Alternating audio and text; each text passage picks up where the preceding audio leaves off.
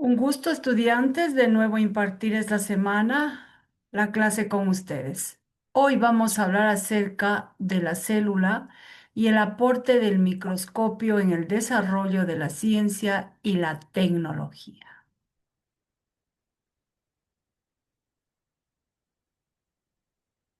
La destreza que vamos a desarrollar el día de hoy en esta clase es indagar y describir las características estructurales y funcionales de la célula y sus organelos, con uso del microscopio, de las TIC u otros recursos y clasificarlas para comprender su importancia en la evolución de los seres vivos.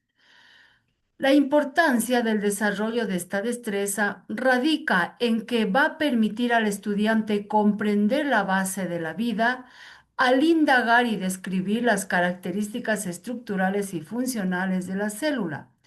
Se reconoce que esta es la unidad fundamental de todos los seres vivos. Asimismo, también permite aplicar conocimientos en la vida cotidiana. Conocer la importancia de la célula y sus funciones ayuda a entender procesos de salud, nutrición, biotecnología y medio ambiente.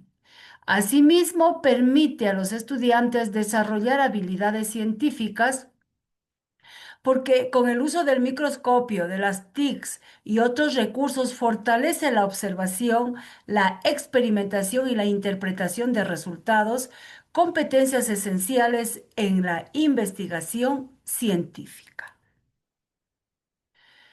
La célula. ¿Qué es en sí la célula? La célula es la unidad estructural y de funcionamiento de todos los seres vivos, capaz de realizar las tres funciones vitales.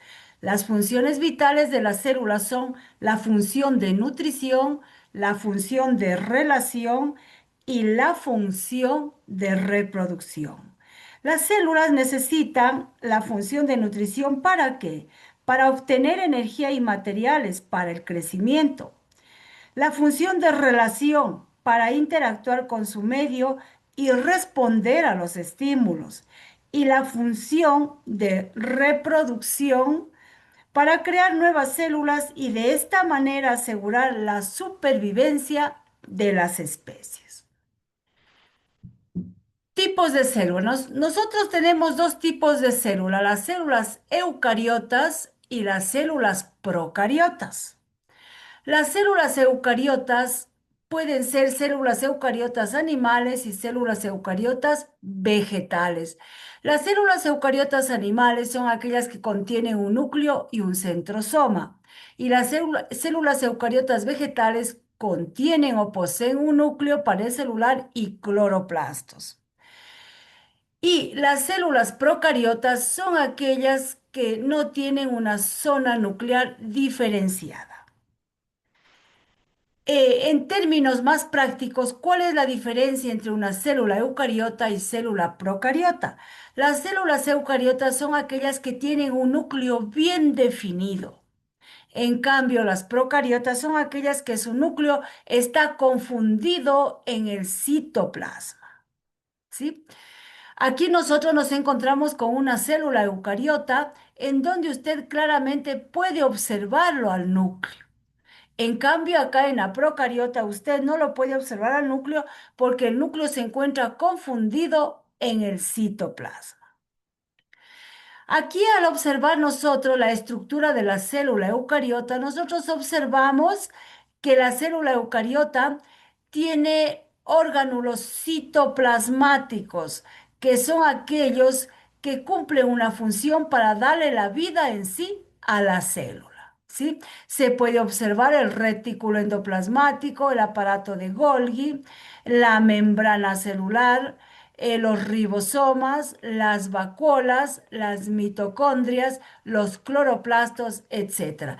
Estos que acabamos de nombrar cumplen una función importantísima para darle la vida en sí a la célula. Más adelante vamos a hablar acerca de la función de cada uno de estos organelos citoplasmáticos. Muy bien. Entonces, que no se nos olvide, tenemos dos tipos de célula, una célula eucariota y una célula procariota.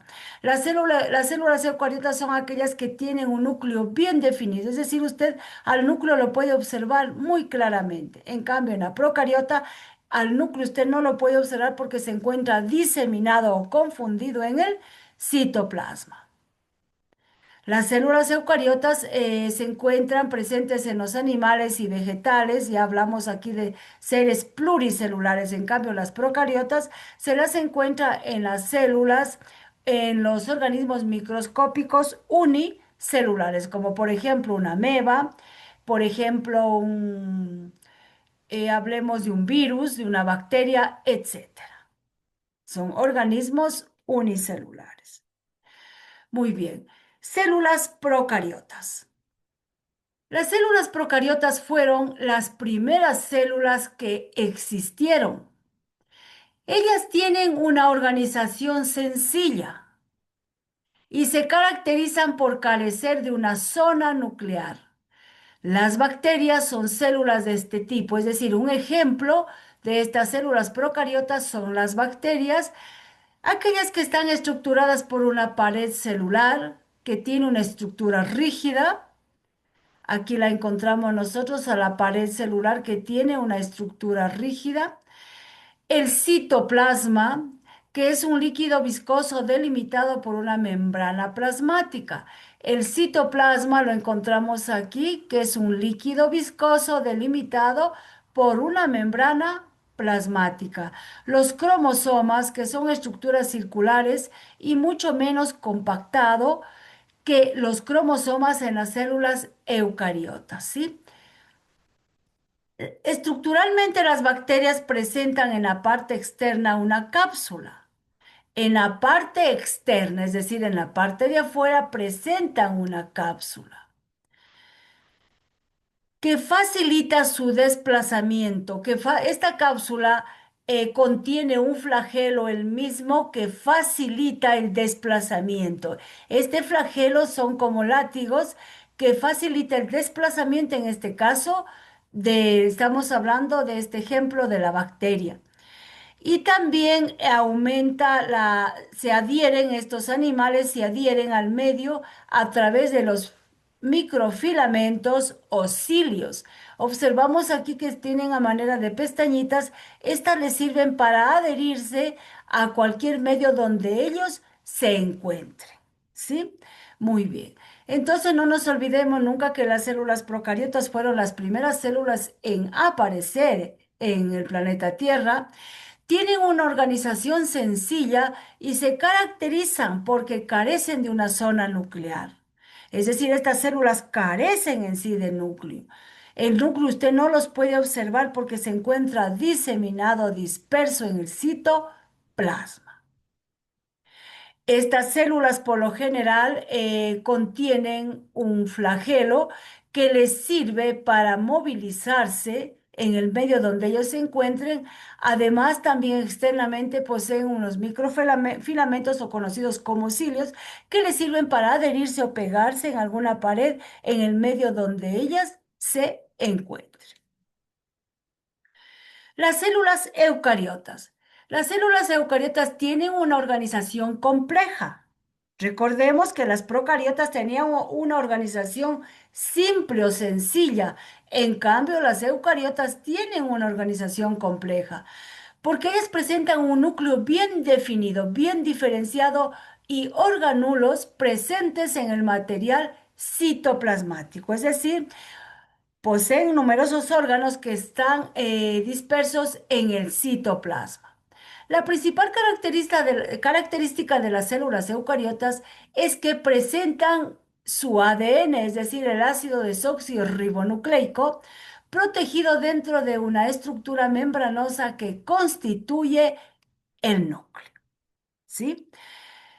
Las células eucariotas están estructuradas por los orgánulos citoplasmáticos. Ya se indicó en antes que cada uno de ellos, de esta estructura, cumplen una función especial. Muy bien, y así tenemos la membrana plasmática, cuya función es delimitar a la célula y regula el intercambio de sustancias con el exterior. Esta membrana plasmática delimita a la célula y regula el intercambio de sustancias con el exterior. Luego tenemos el núcleo, ¿sí? Aquí observamos el núcleo. Dentro del núcleo se encuentra el nucleolo, ¿sí? Encontramos aquí en el núcleo que consta de una membrana nuclear que es una fina capa que recubre en sí al núcleo. Este núcleo contiene los cromosomas. Este núcleo contiene los cromosomas. También se encuentra formado por un nucleolo que está relacionado con la síntesis del ácido ribonucleico. En la célula también nosotros encontramos el citoesqueleto. Es el que está aquí de color amarillo. El citoesqueleto es aquel que da forma a la célula y son los responsables del movimiento celular de los cromosomas durante el proceso de la mitosis. También encontramos a los ribosomas, que la función de ellos es sintetizar proteínas. Continuemos. El retículo endoplasmático. El retículo endoplasmático puede ser rugoso o también liso. Ellos sintetizan y transportan lípidos y proteínas en el interior de la célula. Tenemos el aparato reticular de Golgi, que es aquel que transforma, empaqueta y selecciona macromoléculas para su transporte a otros orgánulos citoplasmáticos o al exterior de la célula. También intervienen en la maduración de las proteínas. Muy bien, sigamos. También en la célula o dentro de los orgánulos citoplasmáticos encontramos a las mitocondrias, que son aquellas que producen energía que la célula utiliza para cumplir sus diferentes funciones. También encontramos a los lisosomas, que son vesículas que contienen enzimas. En los lisosomas se hallan enzimas hidrolíticas y en los peroxisomas oxidativas participan en los procesos de degradación de sustancias y digestión celular. Los centriolos. Los centriolos son exclusivos de las células animales. Son estructuras proteicas de forma cilíndrica que se encargan de organizar las fibras del uso mitótico durante la división celular. Las vacuolas. Aquí tenemos una vacuola. Son vesículas cuya función primordial es la del almacenaje de sustancias diversas, bien pueden ser estas nutritivas o sustancias de desecho. Suelen ser mayores en las células vegetales que en las células animales. Pared celular. Son exclusivas de las células vegetales. Esta pared es rígida y rodea la membrana plasmática. Sirve de exoesqueleto a la célula con el que le contienen forma y protección. Y finalmente nos encontramos con los plastos. Los plastos son propios de las células vegetales y pueden ser cloroplastos, amiloplastos o cromoplastos. Los cloroplastos contienen la clorofila, que es el pigmento empleado en el proceso de la fotosíntesis. Los amiloplastos se encargan de almacenar almidón y los cromoplastos son responsables del pigmento en ciertos vegetales, como por ejemplo la zanahoria. Muy bien. Ahora sí vamos a hablar acerca de un poquito sobre el aporte del microscopio y del telescopio al desarrollo de la ciencia y la tecnología. Las células no son visibles a simple vista, por lo que necesitamos de herramientas especiales para poder estudiarlas. La principal herramienta en estos casos es el microscopio, que nos permite observar estructuras microscópicas como por ejemplo a las células. Para estudiar la función y estructura celular se utiliza el microscopio óptico, que permite aumentar el tamaño de la imagen y consta de una parte mecánica y una parte óptica. La técnica óptica se basa en la observación de las células y los tejidos por medio del microscopio óptico. Este instrumento, ideado en el siglo XVII, abrió el camino de la investigación celular, gracias a los estudios realizados por Robert Hooke y otros contemporáneos de aquel entonces. Hoy en día, aún continúa siendo muy útil, tanto en la investigación como en otros campos. Por ejemplo, dentro de la microbiología, de la medicina, entre otros. El microscopio óptico se basa en la capacidad de la luz para atravesar superficies muy finas. Contiene varios lentes que proporcionan un aumento de hasta 2500 veces. El telescopio.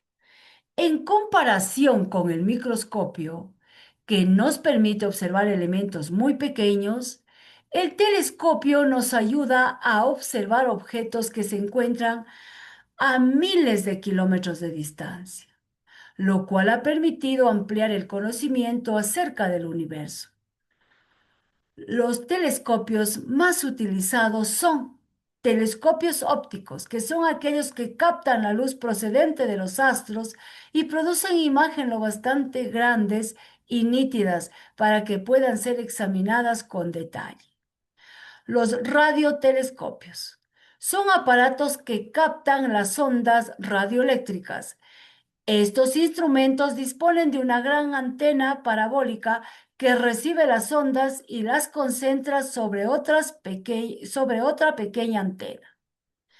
Tanto el microscopio como el telescopio han permitido grandes avances a nivel de la ciencia y la tecnología, pues nos permiten acercarnos a la realidad en el conocimiento de las células, de los tejidos y del universo. Gracias por la atención. Ahora les invitamos a ustedes a que realicen la actividad que se encuentra subida en la plataforma. Suerte y nos encontramos la próxima semana.